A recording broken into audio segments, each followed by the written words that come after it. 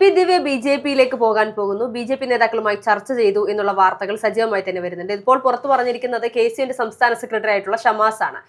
ഈ ഒരു വാർത്ത പുറത്തു വരുമ്പോൾ പി ദിവ്യ ബി.ജെ.പിയിലേക്ക് പോകുന്നു വലിയ ഞെട്ടലൊന്നും നമുക്ക് തോന്നുന്നില്ല എന്നുള്ളതാണ് യാഥാർത്ഥ്യം. ഒരർത്ഥത്തിൽ പറഞ്ഞാൽ നമ്മളത് പ്രതീക്ഷിക്കുന്നു, അല്ലെങ്കിൽ പൊതുജനം അത് പ്രതീക്ഷിക്കുന്നുണ്ട് എന്നുള്ളതാണ്. CPM-ൽ നിന്നിട്ട് കാര്യമില്ല. തദ്ദേശ തെരഞ്ഞെടുപ്പിൽ CPM തഴഞ്ഞു. അതിനുശേഷം സ്ഥാനമാനങ്ങളെല്ലാം തിരിച്ചെടുക്കുന്ന ഒരു സാഹചര്യം ഉണ്ടായി. ഇപ്പോൾ പി ദിവ്യ വെറും ഒരു സാധാരണക്കാരി മാത്രമായി മാറിയിരിക്കുകയാണ്. അപ്പോൾ ഇങ്ങനെ ഒരു വാർത്ത വരുമ്പോൾ ബി.ജെ.പിയിലേക്ക് പോകാനുള്ള സാധ്യതകൾ എങ്ങനെയാണ് നോക്കിക്കാണുന്നത്? അല്ല, സാധ്യത എന്ന് പറയുമ്പോൾ ഇപ്പോൾ നമ്മൾ നോക്കിക്കഴിഞ്ഞാൽ കഴിഞ്ഞ ദിവസം എല്ലാവരും പറഞ്ഞ രശ്മി, കോൺഗ്രസിന്റെ നേതാവായിരുന്ന രശ്മി പോകത്തില്ല എന്ന് പറഞ്ഞതിന് ശേഷം പോകുന്ന ഒരു സാഹചര്യം ഉണ്ടായി. ഇപ്പോൾ കുറേ നാളുകൾക്ക് മുമ്പിട്ട് ഞാൻ പാർട്ടിയൊന്നും വിട്ടു പോകുന്നതിനെ പറ്റി ആലോചിക്കുന്നില്ല എന്ന് പറഞ്ഞിട്ടുള്ള ഐഷ പോറ്റി കോൺഗ്രസിലേക്ക് ഉണ്ടായി. അതേപോലെ തന്നെ പല നേതാക്കന്മാരും ഇപ്പോൾ പാർട്ടി മാറി അങ്ങോട്ടും ഇങ്ങോട്ടും പോകുന്ന ഒരു സാഹചര്യം. ഞാനൊരു പക്ക കോൺഗ്രസ്സുകാരനാണെന്ന് പറഞ്ഞ് ചാണകം എന്നും സംഖ്യ തന്നെ പലരും വിളിച്ച് ആക്ഷേപിക്കാറുണ്ട് എന്ന് പറഞ്ഞ ആളിപ്പോൾ 2020-ൽ നിൽക്കുന്നു. അതെ, തീർച്ചയായിട്ടും അഖിൽമാരാര് 2020-ലേക്ക് പോയി. അപ്പോൾ എന്ത് തന്നെയാണെങ്കിലും രാഷ്ട്രീയ മുറുകിക്കൊണ്ടിരിക്കുകയാണ്. തെരഞ്ഞെടുപ്പ് 1-2 മാസത്തിനുള്ളിൽ പ്രഖ്യാപിക്കും. അപ്പോൾ തെരഞ്ഞെടുപ്പിന്റെ ചൂട് പിടിക്കുന്നതിന് മുമ്പിട്ട് തങ്ങൾക്കെല്ലാം ഒരു സേഫ് സോൺ കണ്ടുപിടിച്ചുകൊണ്ടിരിക്കുകയാണ് ഓരോ ആളുകളും. അപ്പോൾ BJP-യെ സംബന്ധിച്ച് കഴിഞ്ഞ കാലങ്ങളിൽ പോയി കഴിഞ്ഞാൽ തോൽക്കും എന്നൊരു ഭയമുണ്ടായിരുന്ന ആളുകൾ ഇപ്രാവശ്യം കുഴപ്പമില്ല, BJP-യിൽ നിന്നാലും നാണക്കേടില്ലാതെ തോൽക്കാം എന്നുള്ള രീതിയിലേക്ക് വന്നിട്ടുണ്ടായതുകൊണ്ട് അതിനുള്ള സ്ട്രാറ്റജികൾ പലപ്പോഴും നോക്കിക്കൊണ്ടിരിക്കുകയാണ്. അതിനപ്പുറത്തേക്ക് ഏറ്റവും വലിയ വിഷയം എന്ന് പറഞ്ഞപ്പോൾ ഷമാസ് ആണ് ഇത്തരത്തിലൊരു വിഷയം ഉന്നയിച്ചിരിക്കുന്നത്. BJP-യുമായിട്ട് പോകാൻ വേണ്ടിയിട്ട് BJP-യിലെ പല നേതാക്കന്മാരുമായി ചർച്ച ചെയ്തിട്ടുണ്ട് എന്നാണ് ഷമാസ് വാർത്താ സമ്മേളനം വിളിച്ചിട്ട് ആരോപിക്കുന്നത്. അപ്പോൾ എന്തു തന്നെയാണെങ്കിലും പി ദിവ്യയെ പറ്റി നമുക്കറിയാം. പി ദിവ്യയ്ക്ക് സർക്കാർ ഇപ്പോൾ ക്ലീൻ ചീട്ടാണ് കൊടുത്തിട്ടുള്ളത്. ഇപ്പോൾ നവീൻ ബാബുവിന്റെ മരണവുമായി ബന്ധപ്പെട്ടിട്ടാണെങ്കിലും അങ്ങനെയാണ് പി ദിവ്യ കേരളത്തിൽ മുഴുവൻ തരംഗമാവുന്നത്. നവീൻ ബാബുവിന്റെ റിട്ടയർമെന്റ് സമയത്ത് പി ദിവ്യ കയറി വരികയും അവർ സംസാരിക്കുകയും അതിനുശേഷം അദ്ദേഹം മരണത്തിലേക്ക് പോകുന്ന ഒരു സാഹചര്യവും ഉണ്ടായി. അങ്ങനെ ആ മരണത്തിന് ഉത്തരവാദി പി ദിവ്യയാണ് എന്നുള്ള രീതിയിലുള്ള വലിയ വിമർശനങ്ങൾ പി ദിവ്യക്കെതിരെ വരുന്നു.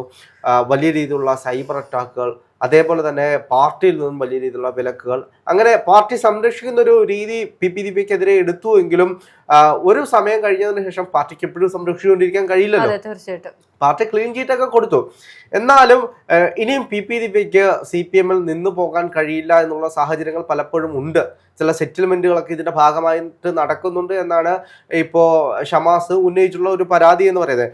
ഇപ്പോൾ എന്തു തന്നെയാണെങ്കിലും കേരളത്തിലെ പ്രമുഖരായിട്ടുള്ള നേതാക്കന്മാരൊക്കെ പാർട്ടി വിട്ട് അടുത്ത പാർട്ടിയിലേക്ക് പോവുകയാണ്. ഇപ്പൊ കൂട് വിട്ട് കൂടുമാറുക എന്നതുപോലെ ഒരു ചെറിയൊരു തിരുത്തുണ്ട്. ഈ പറയുന്ന പ്രമുഖ നേതാക്കൾ എന്നല്ല, പാർട്ടിക്ക് വേണ്ടാത്ത ആളുകൾ, അങ്ങനെ പറയേണ്ടി വരും. അതായത് സീറ്റ് നൽകാത്ത, സീറ്റ് മോഹികൾ മാത്രമായിരുന്ന പാർട്ടിക്ക് ഒരു കൃത്യമായ ഒരു പ്രസ്ഥാനത്തെ, അതിപ്പോൾ CPM-ൽ നിന്ന് പോകുന്നവരായിക്കോട്ടെ കോൺഗ്രസിൽ നിന്ന് പോകുന്നവരായിക്കോട്ടെ, ഒരാളെ എന്ന് പറയുന്നില്ല, പാർട്ടിക്ക് വേണ്ടി ജീവിച്ചിരുന്ന ആളുകളെക്കാൾ കൂടുതൽ സ്ഥാനമാനങ്ങൾ മോഹിച്ചിരുന്ന ആളുകളൊക്കെ ഇപ്പോൾ ചേക്കേറുന്ന ഒരിടമായി BJP മാറി എന്നുള്ളതാണ് നമുക്ക് മനസ്സിലാക്കാൻ സാധിക്കുന്നത്. എല്ലാവരും തഴഞ്ഞിട്ട് വേണ്ടെന്ന് വെച്ചിരിക്കുന്ന, സീറ്റ് നൽകാതെ മാറ്റി നിർത്തി നിൽക്കുന്ന പലരും ഈ പറയുന്ന BJP-യിലേക്ക് പോയി കുമിഞ്ഞു കൂടുന്ന ഒരു സാഹചര്യം. ഇപ്പോൾ 1-2 പേരല്ല, എത്രയോ ആളുകൾ ഇപ്പോൾ BJP-യിലേക്ക് പോകുന്നുണ്ട്.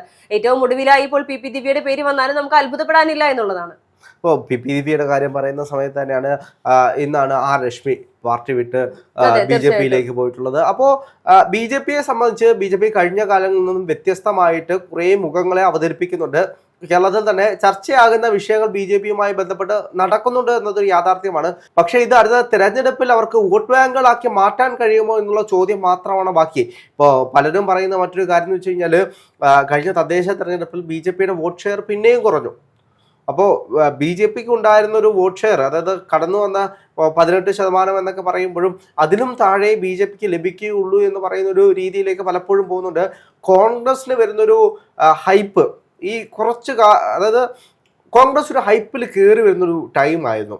അതായത് എല്ലാവരും ശക്തമായിട്ട് നിൽക്കുന്നു, ശക്തമായിട്ടൊരു മുന്നണിയായിട്ട് കോൺഗ്രസ് മാറുന്നു, വലിയ രീതിയിലുള്ള പ്രതിഷേധങ്ങൾ നടത്തുന്നു, സമരങ്ങൾ നടത്തുന്നു. കോൺഗ്രസ് ഒരു മുഖമായി നിൽക്കുന്ന സമയത്താണ് രാഹുൽ മാങ്കൂട്ടത്തിന്റെ വിഷയം വരുന്നത്. കാരണം കോൺഗ്രസ് ഒരു ടീമാണ്, ടീം കോൺഗ്രസ് എന്നൊരു വിളിപ്പേര് തന്നെ അതിന് വന്നു.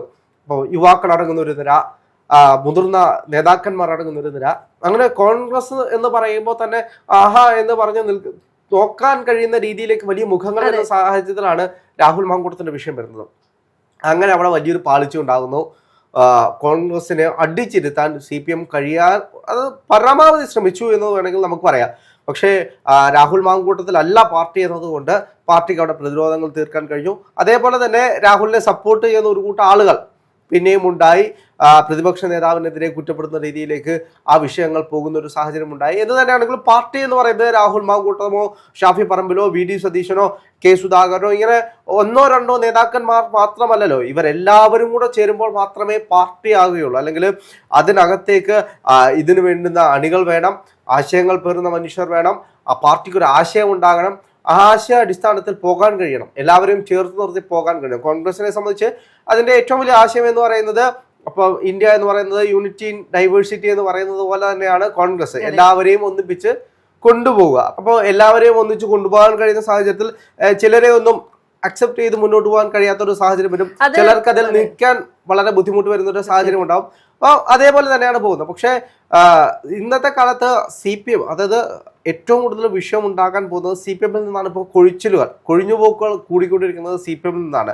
ഇപ്പോൾ നമുക്കറിയാം കുഞ്ഞികൃഷ്ണൻ ചേട്ടൻ്റെ ബുക്കിൻ്റെ പ്രകാശനവുമായി ബന്ധപ്പെട്ട് പിന്നീട് നടന്ന വിഷയങ്ങളാണെങ്കിലും അതിലേക്ക് വന്നിട്ടുള്ള സഖാക്കന്മാരുടെ ഒരു ഒഴുക്കാണെങ്കിലും ഇത് കമ്മ്യൂണിസ്റ്റ് പാർട്ടി പിണറായി വിജയൻ എന്ന് പറയുന്ന ഒറ്റ മുഖത്തിലേക്ക് ഒതുങ്ങിപ്പോകുന്നു എന്നുള്ള വിഷയങ്ങളാണ്. കമ്മ്യൂണിസ്റ്റ് പാർട്ടിയുടെ ആശയങ്ങളല്ല നടപ്പാക്കുന്നത്. ഇപ്പോൾ തന്നെ സമരങ്ങൾ നടന്നുകൊണ്ടിരിക്കുകയാണ്. യൂത്ത് കോൺഗ്രസിനെ വെല്ലുവിളിച്ചുകൊണ്ട് DYFI വന്നിട്ടുണ്ട്. എന്തിനാണ്? ആരോഗ്യ മേഖലയിലെ അനാസ്ഥ കൊണ്ട് കഴിഞ്ഞ ദിവസം അതായത് ശസ്ത്രക്രിയയുടെ ഇടയ്ക്ക് കുടുങ്ങിയതിന്റെ പേരിൽ അതിന്റെ വിഷയവുമായി ബന്ധപ്പെട്ട് ആരോഗ്യമന്ത്രിയുടെ ഭവനത്തിലേക്ക് നടത്തിയിട്ടുള്ള സമരം, ഈ സമരം നടത്തിയത് ആരോഗ്യമന്ത്രിയുടെ വീട്ടിലേക്ക് എന്തിന് സമരം നടത്തിയെന്ന് പറഞ്ഞുകൊണ്ടാണ് DYFI ഒക്കെ ഇപ്പോൾ ആക്രോശിച്ചുകൊണ്ട് വരുന്നത്. വലിയ രീതിയിൽ അങ്ങോട്ടും ഇങ്ങോട്ടും തർക്കങ്ങളായി വലിയ അടിപിടിയിലേക്ക് പോകുന്ന ഒരു സാഹചര്യം ഉണ്ടായി. ഇതാണിപ്പോൾ കേരളത്തിൽ സംഭവിച്ചുകൊണ്ടിരിക്കുന്നത്.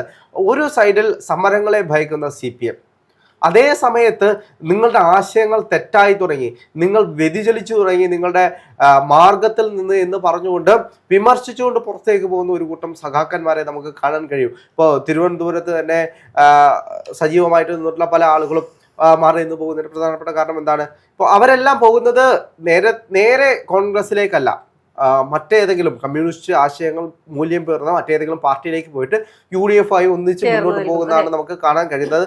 എന്ത് തന്നെയാണെങ്കിലും ഇതാണ് ഇപ്പോൾ കേരളത്തിൽ സംഭവിച്ചുകൊണ്ടിരിക്കുന്നത്. CPM-നോടുള്ള വലിയ രീതിയിലുള്ള വിഷയങ്ങളും തർക്കങ്ങളും, ആശയപരമായിട്ടുള്ള തർക്കങ്ങൾ കൊണ്ട് പാർട്ടി വിട്ടുപോകുന്ന ആളുകളുടെ എണ്ണം കൂടിക്കൊണ്ടിരിക്കുകയാണ്. ഇപ്പോൾ PP ദിവ്യയുടെ കാര്യമാണെങ്കിൽ പോലും നിലനിൽപ്പാണ് എല്ലാവരുടെയും പ്രശ്നം. അടുത്ത തെരഞ്ഞെടുപ്പ് വരുമ്പോഴത്തേക്കും ഇനി നിലനിൽപ്പില്ല എന്ന് അറിഞ്ഞതുകൊണ്ട് ഇപ്പോൾ കമ്മ്യൂണിസ്റ്റ് പാർട്ടി ക്ലച്ച് പിടിച്ചില്ലെങ്കിൽ നശിച്ചു പോകുമെന്ന് പറയുന്ന, അതായത് ക്ലച്ച് പിടിക്കാനൊന്നുമില്ല. കമ്മ്യൂണിസ്റ്റ് പാർട്ടി ഇനി നിലനിന്ന് പോകില്ല, അതുകൊണ്ട് മറ്റെവിടെയെങ്കിലും പോയി സേഫായി നിൽക്കാൻ മതി. കാരണം വേണമല്ലോ, ഒട്ടുമില്ലാത്തിരിക്കുന്നതിലും ഭേദം രണ്ടാം നിരയിലേക്കെങ്കിലും എത്തിപ്പെടാൻ വേണ്ടിയിട്ടുള്ള ഒരു തത്രപ്പാടിലാണ് ഇപ്പോൾ പലരും BJP-യിലേക്ക് പോകുന്നത് എന്നാണ് അറിയാൻ കഴിയുന്നത്. എന്തായാലും PP ദിവ്യയെ കുറിച്ചുള്ള ബാക്കി കൂടുതൽ വിവരങ്ങൾ നമുക്ക് അറിയാൻ സാധിച്ചിട്ടില്ല. ഔദ്യോഗികമായി ഇത് സ്ഥിരീകരിക്കുന്നത് വരെ PP ദിവ്യ ഇപ്പോഴും CPM-ൽ തന്നെ ഉണ്ട് എന്നുള്ളതാണ് അറിയാൻ കഴിയുന്നത്. ചിലപ്പോൾ അടുത്ത ദിവസങ്ങളിൽ ഇത്തരത്തിൽ PP ദിവ്യ BJP-യിലേക്ക് പോയി എന്നുള്ള രാഷ്ട്രീയ നേതാക്കന്മാരുടെ കാര്യമാണ്. ഒറ്റ രാത്രി കൊണ്ടായിരിക്കും അവര് അടുത്ത പാർട്ടിയിലേക്ക് പോകുന്നത്. എന്ത് തന്നെയാണെങ്കിലും അടുത്ത ദിവസങ്ങളിൽ നമുക്ക് നോക്കാം.